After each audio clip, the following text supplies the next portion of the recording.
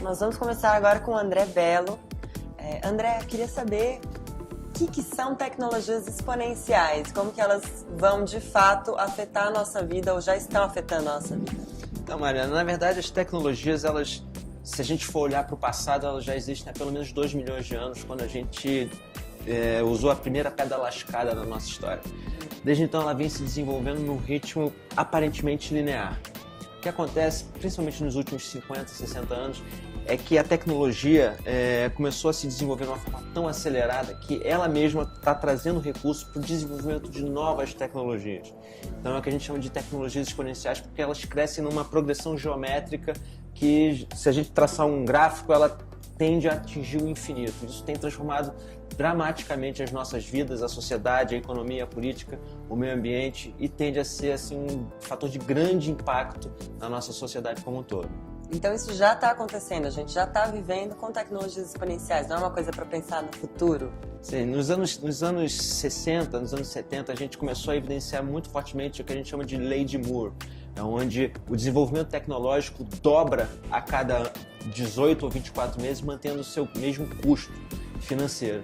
Então, minimamente desde esse tempo, a gente já consegue perceber o crescimento exponencial das tecnologias. Só que agora ela está crescendo tão rapidamente, o salto está sendo tão grandioso, que aí sim a gente está conseguindo começar a perceber ela agora. Uhum.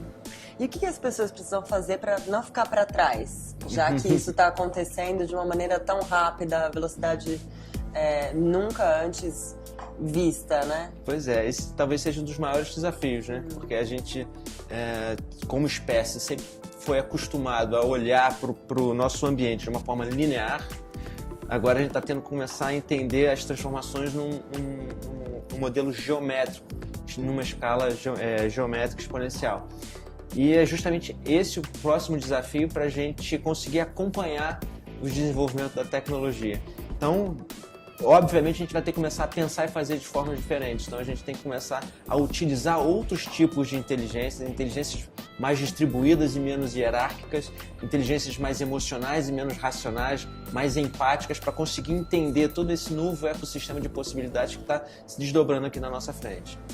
E isso, pelo que você falou também, de inteligências emocionais, isso está muito ligado também ao meio corporativo, né? Se fala muito em como devem ser as lideranças do futuro, de que forma que isso vai impactar também as lideranças e as companhias. Com certeza. O que eu consigo perceber, Mariana, é um desenvolvimento muito rápido da tecnologia e o ser humano, individualmente, tentando acompanhar esse desenvolvimento tecnológico. E nas palestras que eu faço, eu costumo perguntar assim, quantas mensagens de e-mail não lidas você tem na sua caixa de e-mails? Isso Nossa. Aí já mostra mais ou menos um pouco de que nós, indivíduos, não estamos conseguindo acompanhar o desenvolvimento tecnológico. Volta e meia eu encontro algum maluco que tem 0 mensagens na caixa de mensagens, né? Mas eu pergunto assim, mas então quantos aplicativos estão pendentes de atualização no seu smartphone?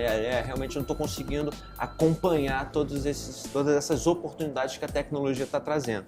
Isso no campo individual. No campo organizacional, que também é feito por pessoas, mas em grupos maiores, as reações a essa tecnologia acabam sendo mais lentas ainda, por ter necessidade de deliberações, entendimentos de macroambiente e tudo. Então as organizações estão sofrendo ainda mais em relação ao desenvolvimento das tecnologias, à velocidade das tecnologias.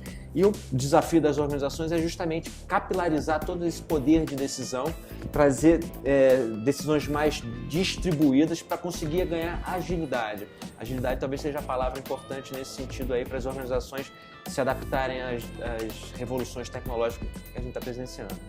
Isso mexe com a hierarquia também dentro das empresas, né? Totalmente. Como que isso pode acontecer? As empresas ainda são formadas por pessoas, mas por pessoas que estão divididas em camadas muito específicas, muito desenhadas, né? A gente tá testemunhando um choque de cultura muito grande. Nós somos a geração que estamos com, eu digo assim, um pé em cada lado. A gente viveu uma parte da nossa vida no mundo analógico e estamos vivendo uma outra parte da vida no mundo digital. E as empresas, elas estão se entendendo nessa bimodalidade da antiga gestão e da nova gestão. Então, tem gente que defende que a ruptura tem que ser imediata, senão não vai haver sobrevivência. Tem alguns autores que dizem que a transição do analógico para o digital tem que ser gradativa. Esse é o grande desafio das empresas. E como que você imagina o futuro do trabalho? Pensando nessa ideia de que a gente, quer dizer, que as empresas só vão existir se elas conseguirem alcançar o que está acontecendo, né? Se não conseguirem, vão ficar para trás. Como que vai ser o futuro das companhias daqui a alguns anos? Sim, o que a gente começa a enxergar é que as entregas de valor para o mercado estão mudando um pouco seus aspectos, né? Se nos anos 80, por exemplo, a gente tinha um foco muito grande na entrega de valor através de produtos, isso, na verdade, é um ranço muito forte da era industrial. Cada vez mais, nos últimos 40 anos, talvez, a gente começa a perceber uma desmaterialização dessa entrega de valor. Ou seja, se antes eram produtos, hoje em dia a gente tem uma questão muito mais informacional, muito mais de conhecimento. Tanto é que a gente está na era do conhecimento. O que a gente consegue imaginar como desdobramento disso é uma nova dimensão emocional das empresas e marcas nessa transmissão de valor. Então, um exemplo muito bacana que a gente vê, um clássico do mercado, é o próprio jingle, o slogan do McDonald's dos anos 80, que todo mundo deve lembrar que o jingle era dois hambúrgueres, alface, queijo molho especial, cebola picos no pão com gergelim. Isso é exatamente a descrição do produto físico que ele estava sendo vendido. E hoje em dia, o mote do McDonald's é "amo muito tudo isso". Ou seja, é um entendimento de que a gente está se conectando de uma outra forma mais emocional com as marcas e que as entregas de valor tendem a ser muito mais relacionadas a propósitos, a grandes causas, do que exatamente uma entrega de produto meramente físico, como a gente sempre conheceu. Tá tirando, então, o produto do centro da companhia e colocando pessoas, por exemplo? Não, exatamente. A gente começa a perceber essa distribuição de relações e decisões também no aspecto mercadológico. Eu costumo dizer, em 1908, Ford T lançou o primeiro carro numa escala industrial no mundo e falava que o cliente poderia ter o carro da cor que quisesse, desde que fosse preto. Ou seja, isso evidencia uma hierarquia muito forte nas relações de mercado. Ou seja, o fornecedor empurrava para o mercado o que ele deveria consumir. Hoje em dia, se o Ford fizesse algo parecido com isso, ele seria boicotado pelo mercado. Iriam certamente haver um tuitaço na internet com hashtags, né, contra essas decisões, exigindo aquilo que o mercado demanda em nível, inclusive, individual. Então, as decisões acabam sendo de baixo para cima, né? A pirâmide decisória, a pirâmide de mercado acaba se invertendo muito nesse aspecto. Então, é muito importante que as marcas entendam as verdadeiras necessidades do cliente. E aí vale a pena a gente ressaltar que não necessariamente o cliente até sabe o que precisa. É um trabalho conjunto e colaborativo de descobertas dessas novas necessidades. Como que uma pessoa pode ser capaz de mudar o mundo? Isso está nas mãos de cada um mesmo? Cada um tem esse poder?